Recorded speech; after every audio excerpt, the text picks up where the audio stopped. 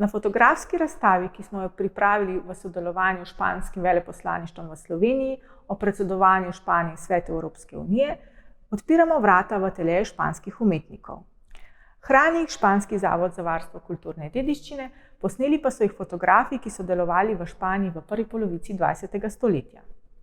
Največ sva jih ustvarila oče in sin Mariano in Vicente, tem pa se pridružujejo tudi dela fotografov, kot so Aurelio de Colmenares, Juan Pando, Otto Wunderlich in drugi.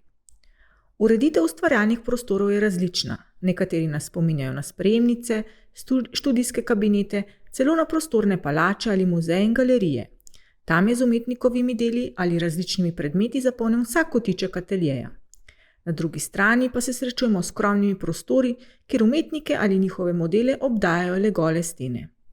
Vsebinsko je razstava razdeljena na 5 sklopov, kjer si sledijo fotografije umetnikov in prostorov, ki so jih zaznamovali klasicizem in akademska umetnost, historični motivi in monumentalno komemorativno kiparstvo s preloma stoletja.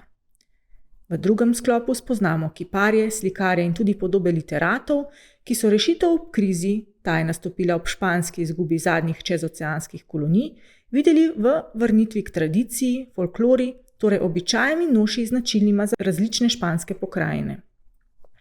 Tretji del zaznamujejo portretisti, katerih naročniki so bile premožne meščanske in plemiške družine, visoki cerkveni in vojaški funkcionarji in pripadniki kraljeve družine. Prenovo tako v družbi kot tudi v umetnosti zaznamuje vzpostavitev umetniške izobrazbe žensk. V 30 letih pa se razvije nova figuralika in bolj sproščen slog, odmaknjen od akademskih standardov, ki na trenutke prehaja celo na področje avantgarde. Zadnji sklop zaznamuje skupina fotografij nastalih med špansko državljansko vojno in desetletja po njej. Tu se izmenjuje agitacijsko-propagandna umetnost in primeri uradne ter komemorativne umetnosti frankistične diktature. Vmes pa se pojavijo podobe vzporedne resničnosti, ker dramatičnega dogajanja sploh ni začutiti. Španskim umetnikom smo ob bok postavili tudi slovenske slikarje in kiparje, ki so ustvarjali v enakem časovnem obdobju. Nekaterih avtorjev fotografij ne poznamo, druge so v objektiv ujeli umetniki sami ali pa so dela slovenskega amater fotografa Frana Vesela.